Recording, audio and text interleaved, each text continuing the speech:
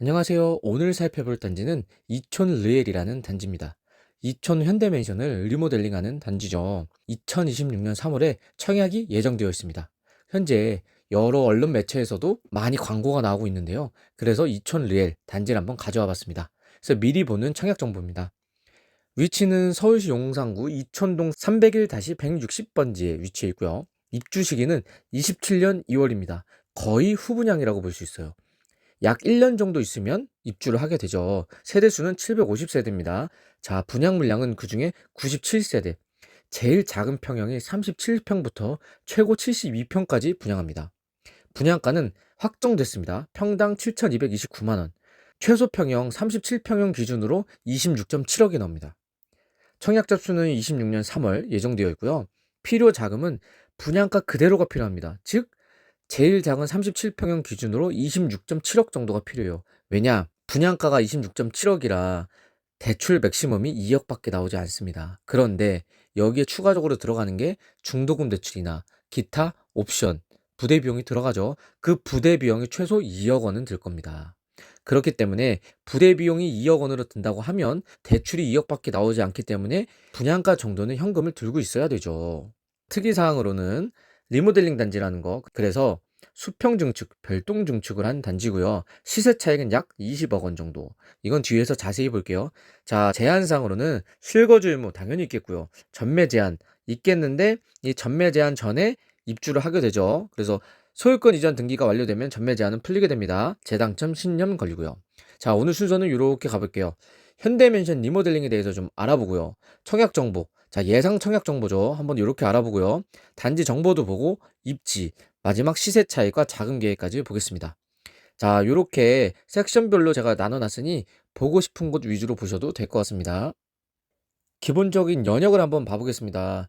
자, 왼쪽으로 보이는 게 바로 현대맨션이죠. 우측이 이제 르엘로 바뀌게 되는 단지입니다. 보시면 역시나 리모델링 단지답게 기본 골조는 그대로 유지했습니다. 그래서 여기 보이는 요 동을 별동 증축을 했고요. 여기랑 여기를 수평 증축을 했죠. 자, 여기는 1974년에 준공된 아파트입니다. 그래서 2004년 6월에 리모델링이 추진됐어요. 상당히 빠른 시기죠. 2006년 5월에 조합 설립까지 되고 2007년 5월에 사업 시행 인가까지 상당히 속도가 빨랐습니다. 그런데 2008년에 행위허가 취소 소송이 있었어요. 그리고 또 금융위기가 터졌었죠. 그래서 잠정 중단이 되었었습니다. 자, 그로 6년 후 2014년에 주택법 개정이 됐어요. 2015년에는 시공사 선정을 포스코로 되었습니다. 그래서 17년도에 바로 건축심이 들어갔고요. 19년도에 다시 사업 계획이 승인되었어요. 자, 이렇게 순탄할 줄만 알았는데 2020년도에 공사비 협상 결렬로 시공사가 바뀌어 버립니다. 그래서 시공사가 포스코에서 롯데건설로 바뀌어요. 그래서 바로 21년도 9월에 이주가 되었고 2024년에는 또 공사 중지가 되었었죠. 하지만 25년에 서울시 코디네이터 중재로 공사비가 평당 853만 원. 와, 엄청나죠? 그래서 마감재 상향을 하는 조건으로 자, 합의를 받습니다. 그리고 이제 26년 3월에 일반 분양이 예정되어 있고 바로 1년 후인 27년 2월에 입주가 예정되어 있죠. 보시면 리모델링 전과 후를 제가 정리해 봤어요. 리모델링 전은 653세대였습니다. 리모델링 후가 돼서 97세대 일반 분양 물량이 증가되었고요. 동수는 1개 동이 늘었어요. 8개 동이었는데 그래서 1개 동이 별동이 신축되었고요. 층수는 12층에서 15층까지였는데 19층까지 그래서 최고 층수를 상향했다는 점. 용적률을 보시면 원래도 230%로 상당히 높았어요. 그래서 리모델링으로 갔겠죠. 317%로 자, 약 86% 증가했었고요. 주차 대수는 0.78대밖에 안 됐어요. 그런데 이게 1.5대까지 자, 2배 이상 확충했고요. 커뮤니티 시설은 뭐 두말하면 잔소리죠. 뭐 스카이라운지, 피트니스, 골프 연습장, 뭐 하이엔드급 시설이 많이 들어올 겁니다. 그리고 구조는 전세대 당연히 계단식이겠죠. 현재는 복도식과 계단식이 혼합됐었는데. 아무튼 롯데 브랜드 중에서도 하이엔드 르엘로 들어오다 보니 정말 기대가 되는 단지입니다. 얼마 전에 잠실 르엘이 입주했었죠. 그런데 너무 잘 지어져서 물론 누수 이슈는 있었지만 외관이나 마감재가 너무 고급스러워서 정말 화제가 되었던 단지죠. 그래서 이촌 르엘도 다시 한번 기대가 되는 단지입니다. 그래서 증축에 대해서 알아볼게요. 자, 요 기존 골조를 유지한 채 기존 8개 동에서 9개 동으로 별동을 하나 증축했어요. 여기서 말하는 별동은 여기예요. 자, 배치도를 보시면 여기 빨간색 여기가 34동이고요. 31동은 밑에 동, 32동은 위에 동입니다. 그래서 요 동 중에 좌측에 갈색, 좌측에 분홍색 요 호 라인이 수평 증축이 된 겁니다. 즉 왼쪽으로 증축이 된 거예요. 여기 라인이 증축이 됐고요. 여기 라인이 증축이 된 겁니다. 이제 기본적인 청약 정보를 볼게요. 아직 모집 공고가 나오지 않았지만 제가 예상 청약 정보를 한번 만들어 봤습니다. 자, 여기는 분양가 상한제 적용 단지입니다. 게다가 투기과열지구 청약 과열 지역이죠. 그러다 보니 당해 지역을 받으려면 서울시 2년 이상 거주해야 돼요. 그리고 재당첨 10년, 전매 3년, 실거주 2년이 걸립니다. 하지만 전매가 3년이지만 입주가 내년 2월에 하게 되죠. 그래서 소유권 이전 등기가 완료되면 바로 전매 제한은 풀리게 됩니다. 자, 자격 요건을 보시면 청약통장 자격 요건은 기간 추천 다자녀 신혼부부가 6개월 이상, 노부모 생초 1순위가 24개월 이상이라는 점. 그리고 세대주 요건은 자, 1순위가 들어가 있어요. 생애 최초랑. 그러다 보니 부부에 한해서는 비규제면 4번이 가능하겠지만 여기는 규제 지역이기 때문에 3번밖에 안 됩니다. 자, 세대주가 2번 가능하고요. 세대원이 1번 가능해요. 즉, 세대주는 생애 최초 1번, 1순위 1번, 요렇게 2번이 되고요. 세대원은 신혼부부 1번 밖에 안 돼요. 왜냐? 1순위 자격 요건에 세대주 요건이 필요하기 때문이죠. 자, 소득 또는 자산은 신혼부부와 생애 최초를 본다는 점. 자, 분양 예정 물량을 한번 봐보겠습니다. 지금 요번에 일반 분양 나오는 곳들은 32동, 34동, 31동에 몰려 있어요. 여기서 34동 먼저 볼게요. 34동은 여기가 신축 별동이에요, 별동. 새로 짓는 신축동이죠. 여기에 42평, 45평. 자, 여기 위치해 있고요. 제일 큰 72평은 탑층에 펜트하우스로 들어옵니다. 딱 봐도 평면 2개를 합쳐 놓은 게 72평이 돼요. 그리고 나서 32동은 위에 동입니다. 그래서 32동에 37평과 39평. 여기 2개의 평면이 보이죠? 그래서 요 2개 라인이 들어갈 거고요. 마지막 31동. 여기입니다. 갈색, 진한 갈색이죠. 여기에 43평이 들어오고요. 딱 봐도 한강 조망이 가능해 보이는 라인은 요 밑에가 한강이 있습니다. 요 31동 그리고 신축동에서도 45평 앞엔 라인이 되겠죠. 요 2개의 라인이 한강 조망이 가능합니다. 물론 요 72평은 당연히 한강 조망이 가능하겠고요. 그래서 분양 물량을 보시면 37평, 39평 제일 작은 평형이죠. 여기 24가구씩 분양을 하고요. 그 다음에 42평, 45평, 43평은 17가구, 17가구, 14가구 마지막 72평은 1가구 이렇게 분양을 하네요. 예상 분양가를 보겠습니다. 자, 따끈따끈한 기사죠. 2월 19일 기사에 이촌 레일 분양가 평당 7,229만원 확정. 보시면 분양가 상한제 단지죠. 그래서 이촌 레일의 분양가가 평당 7,229만원으로 분양가 심의를 통과했다. 즉, 이 분양가로 100% 공급이 됩니다. 그래서 전용 면적 122 기준은 약 32억 수준이다. 와, 엄청납니다. 그래서 제가 소형 평형별로 이렇게 나열해 봤어요. 보시면 37평은 26.7억이 되고요. 39평은 28억 정도, 42평은 30억, 43평은 31억, 45평은 32억 5천, 72평은 52억. 와, 이 중에서도 요 3개의 동, 물론 고층이 되겠죠. 여기는 한강 조망이 가능합니다. 이건 뒤에서 살펴볼게요. 예상 규제를 한번 보겠습니다.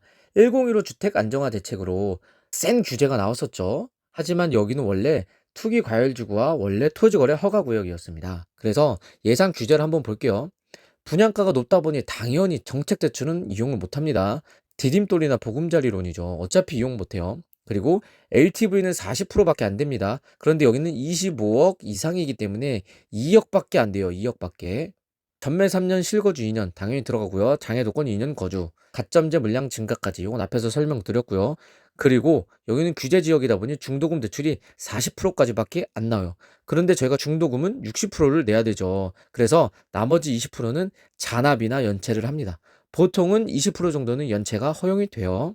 그래서 중도금 대출을 받게 되면 최초 입주일로부터 6개월 이내 전입 의무가 발생합니다. 요거는 실거주 의무 2년과는 별개예요.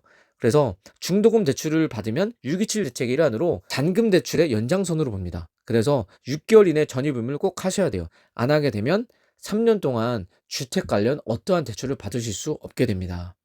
그리고 또 여기가 실거주 의무가 2년이 있지만 3년간은 유예가 가능해요.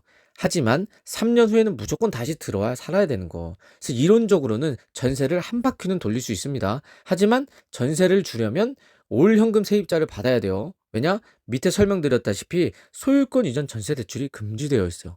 즉 분양아파트 잔금을 세입자 보증금으로 납부하려면 올 현금 세입자를 구해야 돼요. 그런데 여기가 분양가가 30억입니다.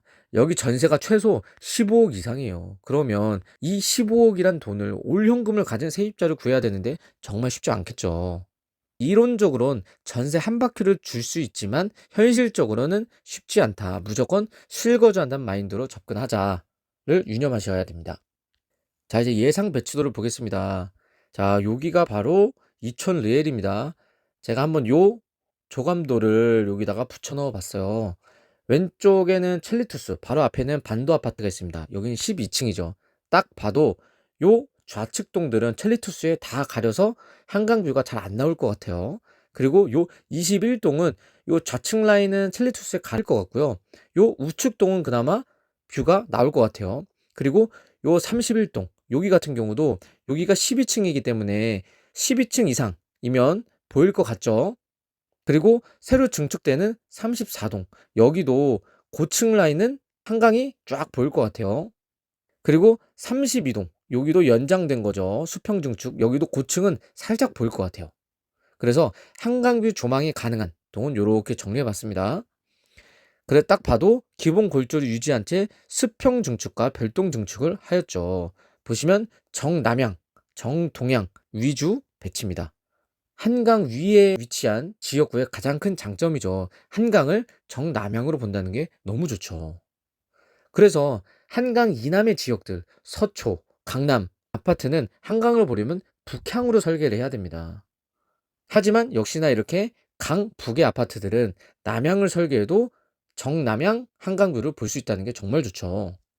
자, 이제 평면도를 보겠습니다. 먼저 37평과 39평 모두 다 32동에 배치되는 평면이에요. 제가 그래서 보시면 여기 배치도 보이시나요? 제가 이 배치도에 이 평면도를 잘라서 넣어봤습니다. 자, 37평 같은 경우엔 이렇게 좌측을 보고요. 39평 같은 경우엔 자, 이렇게 정남향에 가까운 남동향 쪽을 보게 되네요. 또 39평 같은 경우에는 고층이면 살짝 앞에 동이 가리긴 하지만 그래도 한강뷰가 얼핏 나올 것 같아요. 37평 평면도를 보시면 정말 흔하지 않은 평면이에요. 3베이 타워형입니다. 자, 거실 창과 나머지 방 두 개가 향이 똑같죠. 그래서 똑같이 남서향입니다. 남서향. 여기로 보니까 남서향이고요. 거실이 이면 개방 창이에요. 그래서 개방감이 뛰어날 듯해요. 그리고 특이한 점은 타워형임에도 자, 주방창과 거실창이 일직선에 있어서 마통풍이 가능하다는 건 정말 좋죠. 하지만 역시나 리모델링 평면답게 37평임에도 불구하고 드레스룸이 작은 점은 좀 아쉽습니다. 그리고 수납 공간이 좀 부족해 보입니다. 자, 그리고 요 39평을 보겠습니다. 39평은 정말 애매한 구조예요. 왜냐하면 일단 3베이입니다. 자, 여기를 이렇게 3베이고요. 마통풍은 되지 않아요. 주방에 창이 없습니다. 드레스룸은 요렇게 길게 빠져 있고요. 무엇보다도 판상형이라고 보기 애매한 게 요렇게 복도가 너무 길게 되어 있어요. 게다가 마통풍도 안 되는 점도 아쉽고요. 그래서 리모델링 단지답게 공간 활용은 좀 아쉬워 보입니다. 117 타입과 118 타입을 볼게요. 먼저 117 타입. 자, 34동 신축동에 위치한 단지죠. 보시면 정동향을 봐요. 여기 빨간색 표시를 해놨죠. 그리고 4베이 판상형입니다. 평면 너무 좋네요. 4베이 판상형에 방이 4개입니다. 4베이 특징은 거실 필두로 방 3개가 거실과 같은 양을 봐요. 그래서 창 4개가 같은 양이다 해서 4베이고요. 주방과 거실이 일직선 상에 있고 가운데에 복도가 있어요. 그래서 이 복도가 데드 스페이스가 아닌 거실과 주방을 넓어 보이는 효과를 내죠. 그래서 이 판상형의 가장 큰 장점입니다. 게다가 거실 창과 주방 창이 마주보고 있어서 마통풍이 가능해요. 보시면 현관 창고도 조그맣게 있고요. 다용도실에 이 창이 잘 안 보이는데 만약에 다용도실에 창이 없다면 좀 아쉬운 부분입니다. 그리고 드레스룸이 이렇게 조그맣게 있는데 4B 판상형 치고는 드레스룸이 좀 작죠. 평형 대비도 좀 많이 작습니다. 요 점은 아쉽습니다. 그래도 4B 판상형이란 점은 너무 좋죠. 그리고 118 타입을 보시죠. 자, 여기는 31동에 위치했어요. 게다가 정남향을 봅니다. 여기는 고층에 배정이 되면 한강 조망이 가능해요. 게다가 남향으로 너무 좋습니다. 여기도 4배의 판상형이고 요 117 타입과 다른 점은 드레스룸이 좀 더 넓게 빠졌어요. 이게 정석적인 4배의 판상형이죠. 게다가 현관 창고도 너무 좋고요. 그리고 다용도실에도 창이 있네요. 그래서 평면도는 118 타입이 압도적으로 좋다고 보여집니다. 자, 그리고 122 타입을 보시죠. 자, 여기는 바로 여기에 위치해 있습니다. 신축동이죠. 여기는 양면 개방형 창이에요. 딱 봐도 타워형이죠. 이거는 4베이 타워형입니다. 주창은 동향을 봐요. 즉 여기 동향을 보는 게 주창입니다. 그래서 주창이 방 3개와 같은 향을 봐요. 그래서 창 4개가 같은 향이라 4베이 타워형이고요. 양면 개방형 창이라 개방감은 시원할 듯해요. 그래서 주창은 동향이지만 요 쪽창으로 남향 조망이 가능해요. 그래서 고층은 한강 조망이 가능하다. 너무 좋죠. 그리고 주방 여기 다이닝 공간에도 창이 뚫려 있어서 한강을 보면서 밥을 먹을 수 있겠고요. 주방에는 창이 나 있지 않습니다. 그래서 마통풍은 되지 않아요. 그리고 드레스룸이 좀 작다는 점은 아쉽고요. 현관 창고 좋고요. 다용도실도 환기가 안 됩니다. 요 점은 좀 아쉽습니다. 그리고 발코니가 침실 2, 침실 4, 게다가 침실 1, 발코니가 3개나 있네요. 정말 특이한 점입니다. 198, 70평대죠. 딱 한 세대만 나와요. 아마 탑층일 거고 딱 나눠 보시면 여기 판상형과 타워형을 합쳐 놓은 게 딱 보이죠. 그래서 펜트하우스답게 테라스도 있고 방도 정말 많고 거실도 정말 큽니다. 3명 개방형이죠. 그래서 펜트하우스는 역시나 좋다. 자, 이제 위치를 한번 봐보겠습니다. 자, 용산은 바로 여기에 위치했어요. 즉 마용성의 용입니다. 한강 이북의 지역구 중에 가장 대장 역할을 하는 용산입니다. 특히 용산역 개발과 미군기지 개발 이슈로 아주 화제의 중심이죠. 게다가 한강 중심으로 보면 동작구와 서초구를 마주보고 있어요. 게다가 가장 큰 장점은 앞서 설명드렸다시피 한강을 남향으로 본다는 게 가장 큰 장점이죠. 그래서 용산구 내에서도 이촌 르엘은 요 이촌동에 위치했어요.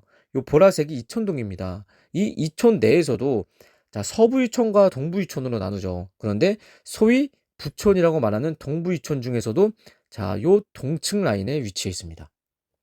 그런데 여기서 보시면 자, 여기 인구수가 보이시나요? 여기가 서울시 인구를 나타낸 겁니다. 그 중에 용산구는 거의 뒤에서 세 번째예요. 20만 명밖에 안 됩니다. 거주민이. 자, 용산구 인구를 보시면 계속 우하향을 하고 있어요. 왜냐? 용산구 자체에 아파트가 거의 없어요. 뒤에 요 후암동이나 남영동 보시면 대부분 산입니다, 산. 그리고 아파트가 많이 없어요. 게다가 재건축 재개발이 원활히 되고 있지 않죠. 그래서 인구 유출이 심합니다. 특히 2001동을 보시면 자, 인구수가 이렇게 감소하고 있어요. 그래서 요 동부이촌 리모델링이나 재건축을 빠르게 진행이 되어야 신축 단지도 들어서고 인구 유입이 좀 늘어나겠죠.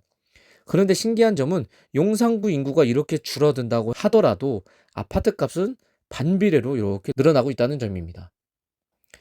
다음으로 입지를 보겠습니다. 자, 교통을 보시면 자, 여기가 이촌역 있습니다. 여기가 이촌 리엘이고요. 이촌역 4호선과 중앙선, 환승역이죠. 600m 거리입니다. 뭐 도보로 충분히 가능하죠. 그리고 국립박물관역 여기 보이시나요? 여기가 바로 신분당선 예정입니다. 여기는 약 700m 거리가 나오네요.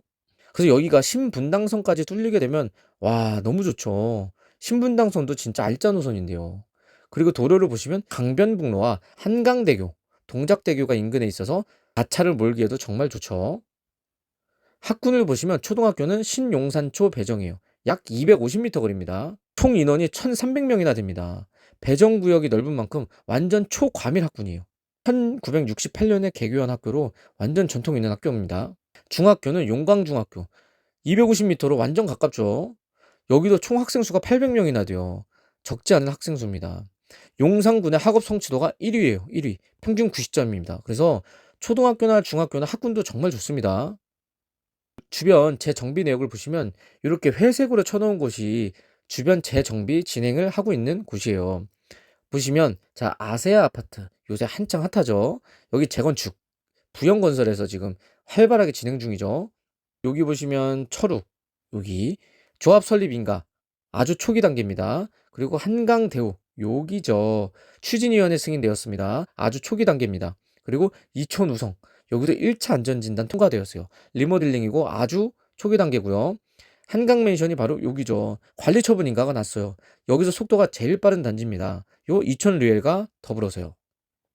그리고 3위 아파트 여기 있죠. 여기는 사업시행 인가가 났습니다. 그래도 여기는 7부 능선을 넘었네요. 여기 앞에 코오롱 같은 경우에는 시공사 선정 단계고요. 그리고 강촌 아파트는 건축 심의 단계. 그리고 왕궁 또한 시공사 선정 단계입니다. 그래서 지금 이촌역 주변으로 재건축이나 리모델링이 활발하게 진행 중이긴 하지만 아직 너무 더딥니다. 아직 초기 단계인 단지들이 많아서 여기 단지들이 아마 새로운 아파트로 탈바꿈하게 되면 와, 그 시너지가 정말 엄청날 것 같아요. 게다가 부촌 이미지가 너무 강해서 대부분 하이엔드로 들어올 텐데 와, 정말 기대가 되는 동네입니다. 자, 이제 시세 차익을 한번 봐보겠습니다. 여기서 다 구축이라 비교할 만한 단지는 첼리투스밖에 없습니다. 옛날에 아이유가 살던 아파트죠. 보시면 2015년도에 입주했고 여기는 50평, 딱 단일 평형이에요. 그래서 전용 123 나오고요. 실거래가를 보시면 2층, 저층은 44억 정도, 그리고 고층은 58억 정도가 나옵니다.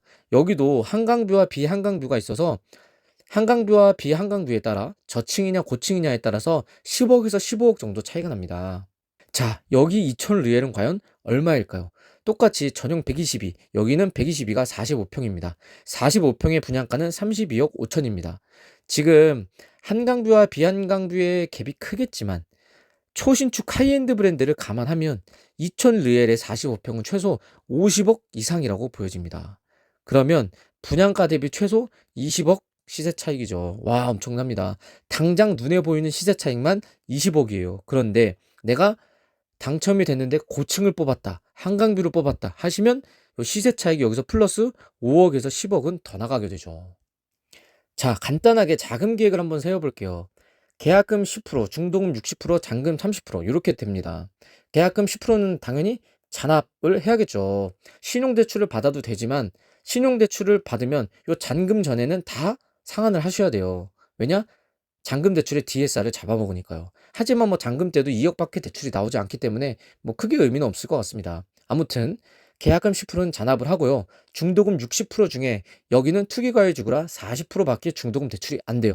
그러면 60%의 나머지 20%는 잔압이나 연체, 보통은 연체를 하십니다. 요 20% 연체는 아무런 불이득이 없어요. 신용점수 하락도 없고요.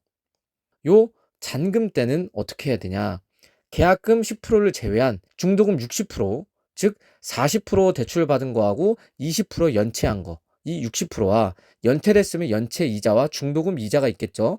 그 이자까지, 그리고 요 잔금 30%까지, 즉 계약금 10%를 제외한 모든 금액, 옵션까지 내야 됩니다. 요 금액을 다 잔금 때 낸다고 보시면 돼요. 그래서 아까 말씀드렸다시피 이 잔금 때 분양가를 제외한 이러한 옵션과 기타 이자를 합치면 2억이 될 거예요. 그런데 여기는 대출이 2억밖에 나오지 않죠. 그렇기 때문에 부대 비용으로 대출을 빌린 2억이 다 나갈 거예요. 그래서 분양가 그대로 현금이 필요하다. 요거는 꼭 알아두셔야 돼요. 그래서 요 잔금 때 저희는 두 가지 선택권이 있습니다. 실거주 의무가 있지만 전세를 줄 수 있어요. 왜냐? 실거주가 3년이 유예가 가능해요. 그런데 앞서 말씀드렸다시피 현실적으로 전세는 주기 힘듭니다. 왜냐하면 전세를 주려면 중도금 대출을 받으면 안 돼요. 왜냐? 중도금 대출을 받으면 바로 6개월 이내 전입 의무가 생기죠. 게다가 627 대책으로 소유권 이전 전세 대출이 금지됐죠. 그래서 오령금 세입자를 구해야 돼요. 거의 15억에서 20억 현찰을 가지고 있는 세입자를 구해야 된다는 말입니다. 게다가 이 세입자를 구한다고 하더라도 3년밖에 유예가 안 됐기 때문에 전세를 한 바퀴밖에 못 돌려. 자, 이 세 가지를 만족할 만한 세입자를 구할 수 있을까요? 현실적으로 힘들다고 봅니다. 그래서 실거주한다는 플랜으로 가셔야 돼요. 그런데 잔금 대출은 무조건 2억밖에 나오지 않습니다. 그래서 분양가 그대로 현찰이 있으신 분들만 쓰세요. 자, 이제 마무리를 해보려 합니다. 정말 시세 차익이 20억입니다. 그런데 내가 뽑기를 잘해서 한강뷰 고층이 나왔다. 그러면 30억까지도 갑니다. 하지만 현금이 25억이 필요하다는 거. 자, 과연 쓸 수 있는 사람이 몇이나 될까요? 그래서 경쟁률도 궁금합니다. 당첨 가점도 궁금하네요. 그래서 아마 이 이촌 르엘을 기다리시는 분들은 아마 반포 DH 클래스트, 반디클이나 아크로드 서초 이러한 굵직한 단지들을 같이 기다리고 계실 거예요.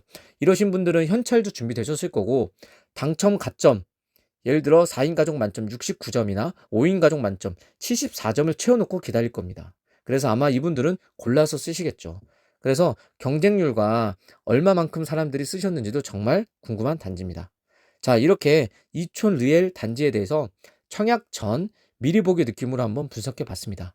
이 영상이 유익하셨으면 구독과 좋아요 한번 부탁드립니다. 앞으로 또 유용한 청약 정보로 돌아오겠습니다. 감사합니다.